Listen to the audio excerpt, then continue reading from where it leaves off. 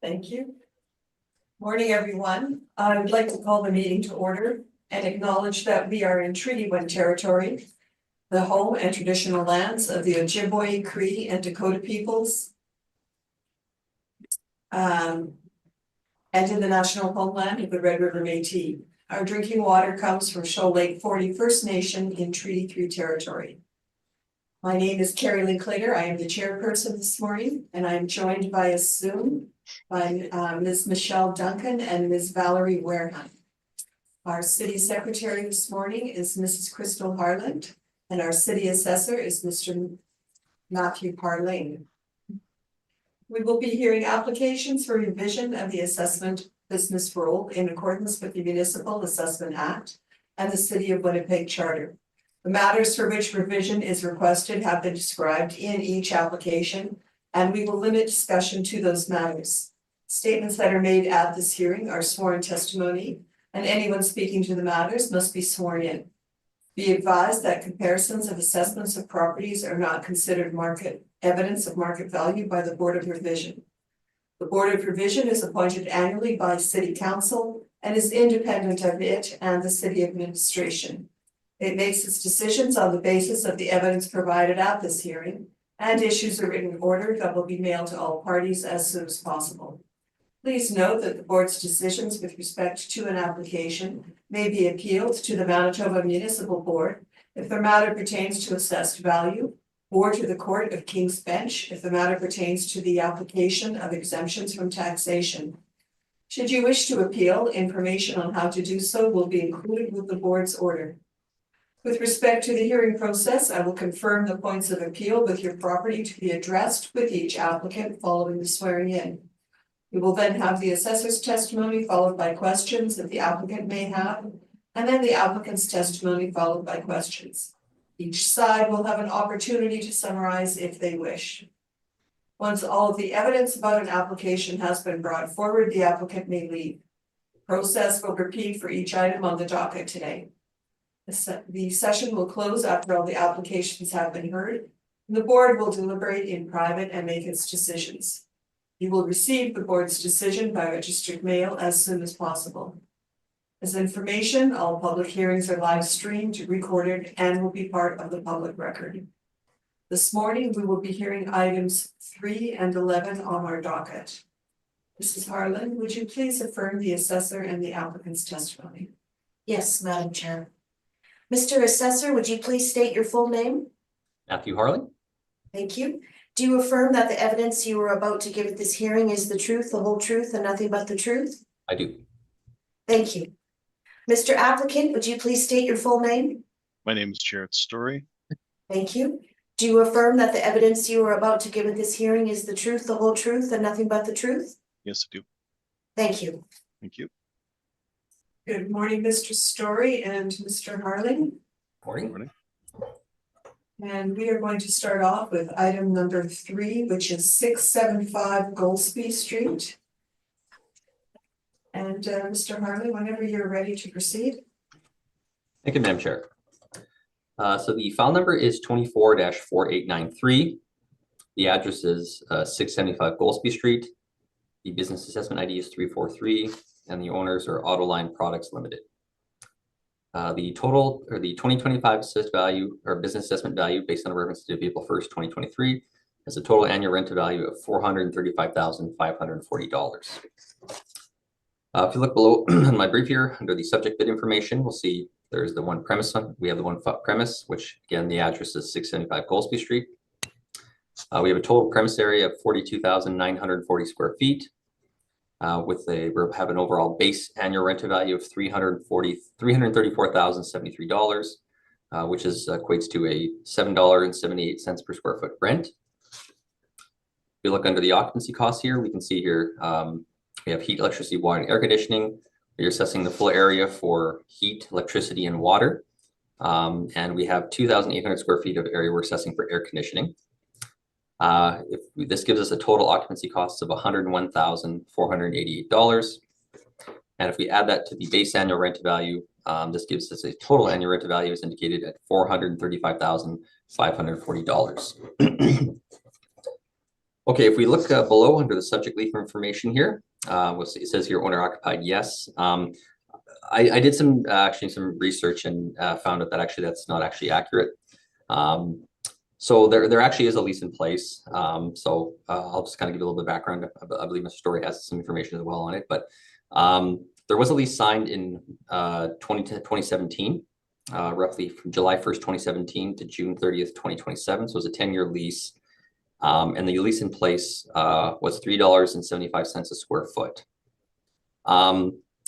To also, I would like to just note is I did some further research and found out the property we're dealing with today, actually in 2017, when this lease was signed, it was actually sold when I get some of the pictures, I'll show you some more information. So, if we actually go to page 4, I can kind of give you maybe a better indication if you want to see here. So if you go to page 4 of my brief, you'll see this is the actual parcel itself. So it's a very large parcel on Raleigh Street here. Now, if you see at the very top, you'll see 675. That's the building we're dealing with here today. In 2017, that property was actually assessed on its own. It was its own roll number, but they sold the property in 2017 to the numbered company here, which is called Anvil Properties. And part of that sale is that lease that was signed was there was a lease back signed. So the sale, so there was when the property sold when Autoline sold the property, the lease was a lease back sale essentially. So that was the how it was set up. So I'm mindful of that. There was a lease, but that was some of the stipulations that were part of the lease. And the lease also was signed in 2017, so it's a bit older lease as well. I just want to give some background information on that. If we look under here below that, we'll see under my rent comparables. I have 6 rent comparables here. You'll see here we have 2475 Day Street, 333 Debate Street, 89 Bunting Street, 1617 Inkster Boulevard, 955 La Jamodier, and then 1221 Sherwin Road. If we look to the side here, we'll see here the lease start dates. They range from January 2019 to January 2022. Lease terms are 2 to 10 years. Reported areas range from 30,240 square feet to 47,000 square feet. And the reported rents range from $7 a square foot to $9.32 a square foot. So I believe the rent comparables would bracket the model rate we've applied for the subject. If we turn to page 2 of my brief, you'll see here I just have a comparables map. So in the middle here, you can see where the subject's located with the little star here, and then you can see the rest of the comparables.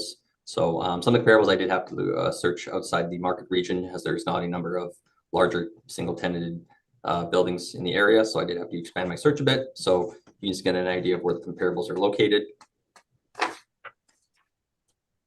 Page 2 of my brief. This is again where the subject's located here. Just an overview. Again, it's located just on Raleigh Street here, or Gillespie is the subject address, but this is the area of the city. So this is more the northern part of the city. And if we zoom here on page 3, here we get a more closer image. You can see Gillespie Street is at the top here, and then Raleigh Street is at the bottom. Obviously, to get access to the property, you do have to use Gillespie Street. And if we turn to page 4 of my brief, as I indicated previously, so this is the parcel itself. So you can see 675, that's the building we're dealing with here today. As I indicated, it was previously on its own roll, but now it's part of this larger parcel properties here, which is PEH Price is the owner of that space, or the rest of the majority of that building is CH Price. So if we turn to page 5 of my brief, this is more of a zoomed in photo of the subject property. So you can see here at the top of the building here. So you can see here, there's the main building here. There's a bit of a building in the back. You can see it's all attached. The main building is about 1975 built, whereas that rear portioning was built in 2000. So the majority of it is of 1970s vintage. We have an overall effective year built in 1980 is how we're applying. If you turn to page 6, this is just a photo of the subject property facing Gillespie Street here. So you can see a picture of the building here. And then page 7 of my brief, you see a further photo of the subject property from the rear. Again, just showing the buildings in its entirety. So that being said, I believe that concludes my presentation, and I'm open for questions. Thank you. Mr. Story, any questions to the assessor? I do, yes. Thank you, Madam Chair. Mr. Harling, you'd mentioned that the effective age that's being applied here is 1980. Is that correct? That's correct. Okay. Have you visited the property? I've done an exterior, I have not done an interior. Okay. Has anybody inspected the interior of the property from the department in order to determine that that effective age is indeed appropriate? I determined it based on, there were some permits, there was a permit taken out for that addition, so, but I believe maybe in the past there was someone, but I have not inspected the property, so. Okay. And that rental rate of $7.78 per foot, That is Mall Drive, correct? okay. And then just very quickly, in terms of the degree of finish, the air conditioning is 2,800 feet. Generally, that's the office area. So that would equate to about 6.5% office. Is that equivalent for your comps, or were you able to review that? Do you know if they have the same degree of office, greater degree, less? I can give you the, in terms of, I do have the exact amount of air conditioning that is being assessed in each of the spaces. If you'd like, I could give you that information. So for my first comparable, we have 2,200 square feet of air conditioning being assessed. Okay. Comparable to 1,620 square feet. Comparable number 3, we have that full area is being air conditioned. Okay. Comparable number 4, we have no air conditioning being assessed. Comparable 5, we have 1,976 square feet. And then comparable number 6, we have no air conditioning, so. Okay, so it's a bit of a mix. Yeah. Okay, so I'll just go through these very quickly. Now on Day Street, can you confirm that that is a triple net lease? Were you able to look into that? Yeah, I reviewed the mailer. Everything indicates it would be a net lease, unless there's something you can provide that would not be. As far as I know, that's a net lease from the mailer. So Yeah, no, I saw an asking rent, but that's post reference, so I won't discuss it. But in my research, I did see something. But to be fair, Mr. Harling, that's the that would have been the VAR Steel property. Is that correct? So they were doing. Yeah. Okay, and in that property, correct me if I'm wrong, but is it not your understanding that that property includes 31-foot wall heights, very, very high wall heights in part of the building? that is correct. There is a portion of wall height higher. Yes, the 30 feet. Yes. Okay, and from my understanding, it also has a number of fairly heavy-duty cranes. Is that typical of moving steel products around a large warehouse? Is that your understanding as well? Yes, there is cranes in there. I will not dispute that. Yes.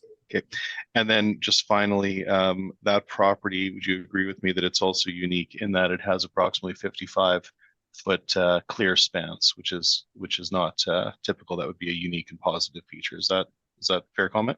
It's a bit higher. Yes, it is higher in that sense. I won't disagree with that. Yes. Okay, and then just to be clear, our property, the wall heights are about 20 feet or 21 feet or something like 11 to 21 feet, I believe it is. Correct? That is correct. Okay, perfect. Then just moving quickly through here, debates. Now that's a gross lease. Are you aware of that? You know what? I reviewed the mailer. As a matter of fact, I have the mailer in front of me, and they've indicated here, and I don't see anything here that indicates it's a gross lease. They have recoveries. It shows net lease. So unless there's something you can show me that maybe right. not. Is there not a note on that mailer that indicates that the tenant self-manages? That is correct. I am aware of that. Yes. Okay, so that would be a semi-gross lease, correct? Maybe semi-gross then per yes. Okay, fair. Now 89 Bunting, I know that property as well. That, can we agree, that was the old Franklin property? And it, correct me if I'm wrong, but it sold vacant, then was repositioned as a multi-tenant property in about 2017 or 18, something like that? I believe there are 2 tenants in that building. That is correct. Yes. Right. And there were a number of permits taken out. Are you aware of that? There were some permits taken out for some work. Yeah. Okay. And did you review any permitted work to our premise today? Did you notice that there were no permits since that 2000 edition for our subject? Are you aware of that? Other than the permit, I'm not aware of any other permits. Okay. Okay. And then Sherwin. Now our property, can we agree, is in let's call it the River East Transcona, sort of Monroe West area. Is that fair? Yep, that's in that location. Yep. Yep. And Sherwin would be considered St. James Industrial. Would you consider that a superior location? Being again, like I said, I had to do some expanding, but yeah, you could. There's a bit more industrial there. Yeah. Okay. And that one also. So that was Howden Ventilation, and they did lots of work to reposition that property. Are you aware of that? Did you review the permitted work on that input? I don't. I believe there were some permits. I don't have all the information on every permit though. No. Okay. But just to be fair, that property is being used as a for a transport company and then also a driver training, long haul driver training, from my understanding. Is that correct? I believe that's correct. Transfer code Okay. is the tenant in there, yeah. Yeah. Okay, perfect. And then just finally, Mr. Harling, when I look at the area of these comps, can we agree that 3 of the 6 are smaller? Is that fair? Yeah, they're slightly smaller, yeah, not significantly, but yeah. Right. Well, I mean, if we're looking at the first one, to be fair, if we're dealing with 42,000 versus 30, that is at least on a percentage basis, that would be somewhat substantial, would it not? That's 10,000 feet or I so, would say or more. substantial, but it's larger, yeah. So Okay. And would you agree with me that as a general concept, with all else being held equal, a lower or a smaller area will typically command a higher rent on a per square foot as per economies of scale? Is that a fair comment? oh, in terms of size, yes, yeah, you're right. Yeah, I would disagree with that. Okay. And then 4 of the 6 leases are less than 5 years, correct? Yes, there would be a 2, 3, and 4, yeah. Okay. And would you agree with me that generally those shorter leases would also command a higher rental rate versus a typical, say, 5 or 10-year lease? Is that a fair comment? Yeah, I think there's some variation in the shorter lease. Yeah, that would have cost them. Yeah. Okay. I think those are my questions. Thank you, Mr. Harling. Thank you, Madam Chair. Mr. Story. Ms. Warehunt, did you have any questions? Mine have been answered. Thank you, Madam Chair. Thank you. And Ms. Duncan? No questions, thank you. Thank you. Just one quick question, Mr. Harling. Do all of these businesses, are they all in similar type of auto? This is auto line products? Yeah, they're more more like manufacturing type properties, some of them. So as to my knowledge, I don't know if anyone specifically uses for auto parts or anything like that. So Thank you. Mr. Story, if you would like to proceed. Yes, thank you, Madam Chair. So once again, we're at 675 Goldsby in the Monroe West area. I was able to visit this property very, very recently, just last week. I believe it was the 26th. Yes, March 26th. So I've included a number of photos here. You can get a sense of the quality of the interior. Now, the majority of this property was built in 1976. Mr. Harling was quite correct. 88.82% of the leasable area was built in that year, with a small addition that accounts for 11.18% was constructed in the year 2000. Again, I've included some photos. So Mr. Harling is correct. There is a lease in place. It runs for 10 years, and it is only at $3.75. Mr. Harling has indicated that it's a sale and leaseback, so we wouldn't consider that as an indicator of market based on the fact that it is somewhat atypical. But I believe that $7.78 is excessive given my review of the property and visiting the property. So in order to determine an appropriate rental rate, we've looked to the market. I've provided you with 6 different comps. So Ms. Linkletter, you'd asked about the nature of the business. So these folks are storing carburetors. So that's what they do here. So I've tried to find some folks who are operating within the same space generally, or the same market area of auto parts, and I found 2 at 5 and 6. Interestingly, that one at indicator number 5 is at $3.70. But we do have Auto Electric on Hutchings, indicator number 6. It's a good comp. It's virtually identical in terms of size. That's a step that starts at November 1st of 2020, so certainly germane to our reference date. Though I would suggest it is in a more desirable location, being in the Inkster Industrial Park, and I do recognize that we do have to branch our search out a little bit because there isn't as much product in our subjects market region. So I recognize as I was reviewing this last night that $3.70 rent is too low. So when I remove that, my average becomes $5.45 and my median becomes $5.75. I'm using $6. So ultimately, I think that $6 per foot makes good sense. So that is what I've applied here. We have no issue with the prescribed rates for utilities, nor do we have an issue with the allocation. We think it's correct. The air conditioning should only apply to that office area. And again, that's about 6.5% of the total leasable area. So with that being said, when we apply $6 per foot, our estimated base rent becomes $257,640. Our occupancy costs are $101,488. That calculates to $359,128, and when we round it for BA, we get to $359,100. So once again, I've inspected the property. I've provided you with a number of photos. You can see it is it's functional space, let's say, and they are storing carburetors. They've got some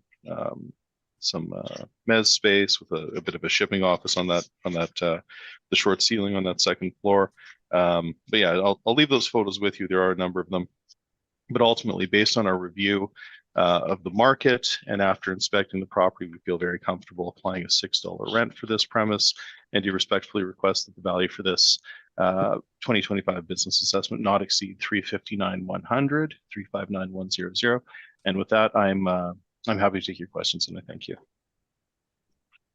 Any questions, Mr.? Yes, just got a couple quick here.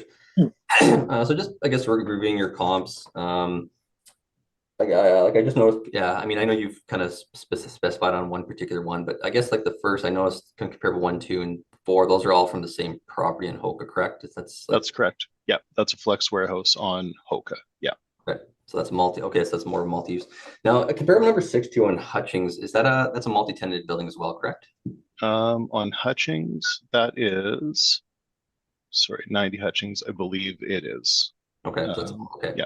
So there's one 10 in there, because I was looking at the mail. I noticed there's another 10 in there. Okay, and it's interesting that you point that out, because this property, just for I know that you and I know this, Mr. Harley, but for the board's edification, this property is actually part of a larger complex. So I think I see where you're driving, that, you know, if we're comparing a single tenant to a multi-tenant, but again, this is a tenanted property within a larger, call it an industrial complex. So I don't think it's out of bounds to use multi-tenant properties as comps. Okay, it is I guess overall, but like I said, it is a larger building. I know this particular lease, but it's an overall larger building. But yeah, okay. And then, you know what? I think that's all the questions I have, actually. Thank you. Ms. Duncan, any questions? No questions, thank you. Thank you. And Ms. Wareham? None, thank you, Madam Chair. Mr. Story, I just have one quick question, and I apologize if you did indicate the location, but I missed it. Hoka Street. Right. Hoka is indeed in the River East Transcona area as well. So all of my comps, well, my first 1, 2, 3, 4, 5 are in River East Transcona, and then again, the second from the last is in St. James, Assiniboia, and then the final one is in Winnipeg 3. So the first set are from the same market region, and then the last 2 have the same use. So I tried to balance, trying to find somebody whose space would provide the same utility as our subject, but also keeping an eye on in that River East market region. So that was the thinking behind that. That's the rationale. All right, thank you. And you yourself inspected this property? I did indeed, yes. Right, thank you. Does either party have a wish for submission? You know, I guess I'll just summarize it as I believe. You know, I believe my comps are still good comparables to compare to the subject, and I just asked the board to confirm the value. And I'll leave it at that. Thank you. And just very quickly, Madam Chair, I think that the comps are not wholly unreasonable, but they would require some adjustment to match characteristic to our subject. And I believe that 778 is too high as a base rent. And again, once we've inspected the property, I believe that $6 rent makes a great deal of sense. And I will leave it with you, and I thank you. Folks? We will move on to our last property, number 11, 737 Moray Street. And Mr. Harlan, whenever you're ready to proceed. Thank you, Madam Chair. The file number is 24-700. The address is 737 Moray Street. The business assessment ID is 57106, and the owners are Winnipeg Limited. The 2025 business assessment value, based on the reference date of April 1st, has a total annual rental value of $820,020. Okay, if we look below on page 1 of my brief, under the subject bid, I'll see here is the one premise. Again, the address is 737 Moray Street. We have a premise area of 89,274 square feet. Applying the overall base annual rental value of $604,385, which equates to a base annual per square foot rent of $6.77. If you look to the right of that, we'll see the occupancy costs. You'll see we're assessing for heat, electricity, and water for the full area. And then we have 18,770 square feet of area being assessed for air conditioning. This equates to a total occupancy cost of $215,658. And if we apply that to the base annual rent value, it gives us a total annual rent value of $820,020. If you look below under the subject lease information here, we'll see this property is owner occupied. We look below that, we'll see under the rent comparables here. I have 5 rent comparables. We have 515 Oak Point Highway, 760 Pandora Avenue, 160 Owens Creek, 1345 Redwood, and 1000 Regent Avenue. So the lease start dates range from September 2012 to June 2022. Lease terms range from 1 to 10 years. The reported areas range from 6,100 square feet to 121,815 square feet. And we have the rents range from $6.60 a square foot to $9.16 a square foot. Okay, so we turn to page 2 of my brief here. See the comparables map. Again, this being a larger property, almost just shy of 100,000 square feet. Had to expand some of my comparable searches. So if you look on page 2, you'll see the subject. I apologize, might be hard to see in yellow, just by the where it shows the airport in blue there. And then you can see where the comparables are situated here. So I have 3 closer in the area, but then I have 2 a bit further in the area, further away. Again, I'd expand the search due to the size of the building. Comparable, or we go to page 3 of my brief here. You'll see a picture of the subject location here. So again, this is located in the Murray Industrial Park is what it would be classified. So you can see where the subject's located, very close to the airport, as you can see. Turn to page 3 of my brief. This is just more of a zoomed in photo. So you can see the subject property facing Moray, and then we have Salto Crescent surrounding the building here. Turn to the next page, you'll see a photo of the subject property from the aerial view here. So you can just see the subject property in its entirety. To the next page, we'll just see another photo of the subject. And then the following page, 6 here, you'll just see a picture of the photo of the subject facing Moray Street. And then we have another picture from the subject from the west side. Okay, and the remaining photos of my subject, remaining information of the brief is just photos of the subject property. So the property was inspected on December 1st, 2023 by one of the assessors, as well as one of the assessed agents inspected at the same time. So these are just some photos of the subject property, which again, I'll let the board go through at their leisure. So, but these are just photos from that property when it was inspected in 2023. So that being said, I believe that concludes my presentation, and I'm open for questions. Thank you. Mr. Story, did you have questions? Just a few, Madam Chair. Thank you. Mr. Harling, I'm looking at your page. Well, hold on. I'll back up for a moment. Can we agree, Mr. Harling, that there's an issue, a structural concern with the office portion of this property that you're aware of? I'm aware of there's some issues with the space there. Yeah. Okay. Okay. And then, sorry, that would be photographed by, I believe that was my inspection with Mr. Froelich from your department of this property in 16 and 17, and that is the unusable office space on your pages 16 and 17, correct? Those would be the pictures, yes. Yep. And in the previous business assessment appeal, can we agree that under this very specific circumstance for these unique reasons, the board did adjust out the occupancy costs on the the office space or on a portion of the office space. Is that correct? In terms of like of the entire occupancy cost, or which are we talking about? No, just the half of the, in order to account for the unusable area of the office, it's about 9,800 feet. Can we agree that the board in the last BA appeal removed that based on that structural concern? They removed that, they made a deduction based on that unique situation. Is that your understanding? From the, I believe that was the decision, yeah. So. Okay, and can we agree that this this issue persists? So I'm certain you would have checked for permits and whatnot, and this issue maintains to this day. Are you aware of that? Well, actually, I did notice there were some permits they have taken up for some work they've been doing. So I don't know where they're working on that space, but there have been some permits taken out. I'm aware of it. So. Okay, and that's, you know what, I think I'll leave it there, Madam Chair. Thank you, Mr. Arnold. Those are my questions. Thank you. Ms. Duncan, any questions? So if there's about just over 9,000 square feet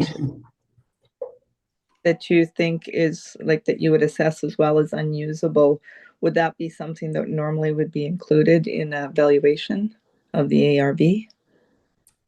Well, we obviously have disagreements with that, so I guess I'm just gonna leave it at that, I guess, whatever. So yeah, so. And then what would the effective age of the building be? I believe we have an effective age of 1990 on the property. Okay, thank you. No other questions. Thank you. Any questions, Ms. Wareham? I have not, thank you. Thank you. So Mr. Harley, in regards to that inspection, Mr. Froelich, I think his name was mentioned. He is the one who inspected the property. Correct. And did you look at his notes in regards to the condition? Yes, no, I have actually spoken to him about this property. So I had this property under appeal last cycle, so I was aware of those issues that were presented. Yeah, so. Okay, so in that discussion, Mr. Froelich acknowledged that there was an issue with the building. You know, from his understand, when he did the inspection, we discussed it. You know, he did not per se agree with the fact that the space was not per se usable. There were some items being stored in there, so that's how our position was like, well, there is some storage being used, so I don't see why the space can't be used then in that case, so. Okay, but it is actual office space, correct? It is office space, correct. All right, thank you. That's all my questions. Mr. Sperry, if you'd like to proceed. Yes, thank you, Madam Chair. Okay, so again, we are at 737 Moray Street. So just for a little bit of background, Madam Chair, this property was appealed, the realty was appealed, and it was confirmed. So I've presented two positions here. Now, ultimately, the rental rate that we put to the board as part of the realty appeal, we maintain that is more appropriate. However, we do respect that the decision of the board. So in terms of dealing with this unique situation, I've tried to follow the exact same methodology that we put to the board last cycle, and that was accepted. I've included that order for you. But effectively what we've done here, Madam Chair, is we've looked to the assessor's rent per foot. So they've not blended out the office to the warehousing space. They've simply used an overall rent of $6.77 per foot. Now, we don't agree with that rent generally. However, that was the board's order. So if we take the current assessment of $820,020, and we take half of that office space, and sorry, this calculation is on the bottom of page 7 of my brief. If we take 9,385 square feet and multiply it by 677, we get our deduction of 63,536, which leads us to a rounded value of 756,480. So I believe that's the most reasonable way to deal with this appeal. So we are accepting the board's order. We're applying the assessor's rent in this calculation. However, we are removing that 9,385 square feet at that rate of 677. So I've provided my calculation, which comes in lower, but that's based on our board position. Once again, following the board's order, we get to 756,480. I've included my photos, so I've inspected this property a number of times. So the September photos are mine or my colleagues. I don't recall, but December are mine. I recall being there with the Christmas decorations out in the office with Mr. Froelich. So you can see the north side office, which is not in use due to some structural concerns. All of those photos have been provided for you. I included the board order that confirms the realty, so you can see that the realty was indeed confirmed for this cycle. And then I've also included the previous cycle's BA order, and you can see that, and then also the excerpt from the Ryan, or at that time Altus brief, that showed the methodology, and you can see that it was indeed precisely in line with the methodology that we're using here today. So it's a bit of a complicated appeal, but if we follow the assessor's rent as ordered by the board and then remove that or make that adjustment for that unusable office space, I believe that's a reasonable way to deal with this. And that gives us, once again, an overall value that we're requesting today of 756,480. And I will leave my presentation there, and I'm happy to take your questions, and I thank you. Thank you. Mr. Carling, any questions? Just a few quick questions. So are you aware of like the area of this issue, this area that's has these issues? Has there been any undertaking to address them or repair them, or what, do you have any idea or any update on what their plans? Yeah, absolutely. So so they had engineers come in, and that was provided to your office, I believe, in the context of my appeal with Mr. Froelich. We talked about it a great deal.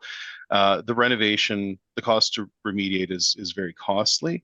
The other issue that complicates this matter is these folks own a huge compound right across the street. There's a purchase price that I believe is affecting the assessed value, and so ultimately there are a lot of moving parts here, but I mentioned that because their plan in acquiring this asset was to build out some of that office space. They were able to do it with half of it. The other half, they haven't been able to do it. So you can see that the difference in quality when you visit the site. There's one half of the office space that is current standard, let's say, and then the other half that is just not, it's sort of in limbo because the cost to remediate is somewhat excessive. So there's it's effectively caused by slab movement in the northwest corner of the building, and there was a water leak. There were all sorts of issues. So there are some concerning structural issues. They've done their work. They haven't simply just left it, but it's a complicated situation because the cost to remediate is very high. So certainly they've been managing it, but it's a bit of an issue, to say the least. Okay, and like obviously it's owner occupied as well, correct? That's right. Yeah. Okay. So I guess my other question I just have is, so now it's like I said, your position that the space, is it that they can't use it physically, or they don't, there's some concerns that they don't want to use it, or they physically can't use it, I guess, or well, I'm just curious, like the specifics of it, I guess, more like. Yeah, so it can't be used for its purpose of an office. So I know you mentioned that they've got some pallets in there, but that doesn't help them much. They have an enormous warehouse. They don't need more they don't need more space to store pallets, as you can imagine, right? So it is a question of them not being able to use it for their specific purpose or carry on a business in that premise. And that is basically the when we look in the Winnipeg Charter, and it says in section 316 subsection 2 that subject to sub 3 in section 317, premises used or occupied by a person for carrying on a business. So they're not able to carry on a business in that space. It's effectively dead space. It's in limbo until they're able to remediate it. So that's our position. And again, that has been accepted by the board in the past, as you know, because I believe you were the agent handling that one last time. Okay, and I guess my final question is, I just had because you said you're aware of the realty, you handled the realty for this property, correct? Yes, indeed. Okay, so I was just curious, is because I reviewed the brief and I noticed there was no ask or there was no seeking of removing that area on the realty side. So was there any reason that was not the case? Yeah, so on the realty side, I'm glad you asked. I should have mentioned that. On the realty side, sorry, let me just moving back here very quickly. On the realty side, you can see, Mr. Harling, on page 5, that's exactly what was submitted as part of the realty. So we didn't remove it, but rather applied a lower rate. So we applied a rate of $550 per foot to that 18,770. And again, that's based on the fact that half of that is unusable. So that office portion was applied a rent that was slightly lower. Now, yeah, so that's what we did. So we did make reference to it, and I believe, to be very fair, that the sale price was what was driving that assessment, and that's a whole different conversation. We actually didn't talk very much about the rents from what I recall in that realty appeal. It's more about the sale and the motivated nature of the these folks putting together their compound on Morey and Salto. I think I'll leave that at that. Thank you. Thank you. Ms. Wareman, any questions? I do not, Madam Chair. Thank you. And Ms. Duncan? Just curious, is there a personal safety dynamic to the unusable portion of that building? Like people shouldn't be in there? Something. It's a good question. I'm not sure. I can't answer that with certainty, but that's a very good question. Thank you. No other questions. Just to follow up on that question, Mr. Story, well, I won't assume, but there is a water issue, correct? So I have to be careful because I'm not qualified to talk about structural issues like this, but from the owner's report, there's an issue with the slab that was, I believe it was further frustrated by a water leak, but I don't know that the water leak was the source of the initial issue. It's a slab issue. That makes sense. So I believe there are a number of things going on, but my understanding is that it has to do with the slab and then was further frustrated by a water leak. And did you yourself inspect this property? I did. Yeah, I've inspected it at least 2 times. I'm trying to recall if it was 2 or 3, but at least 2 times. So was there any mention of mold in this space? I'm sorry? Of Mold? Oh, mold. No, it didn't. No, it didn't. No, there wasn't mention of mold that I recall. But there was an engineering report that to be fair, I haven't gone through the entirety of it, but no, mold wasn't the primary concern, and I don't recall if anyone brought that up, but it is a heaving or moving slab that's the main point of concern. Right, thank you. Does either party have a wish for summation? Mr. Harlan? I'll just ask the board to, take into account the MSI supplied, as well as, the fact that, on the realty side, the property was confirmed. So I just asked the board to follow through with their decision on that as well. Thank you. Thank you. And Mr. Story? Yes, thank you very much. So I agree. I'm requesting that the board follow through on that realty decision as well. However, I'm also asking that they follow the methodology that was applied in the previous cycle by removing that area that ought not to be assessed. So we've been very consistent, and we are certainly aligned to the assessor's request to follow the board order. But again, we're also asking that the previous cycle's methodology be followed in this instance, as we believe that to be appropriate. Thank you. All right, thank you. We have heard both items on our docket this morning, and this hearing is now adjourned. And I would just like to thank Mr. Harling and Mr. Story for their presentations. Informative as always. Thank you very much. Thank you.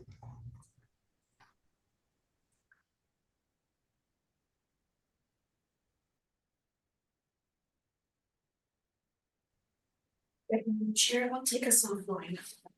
Thank you. Just gonna listen.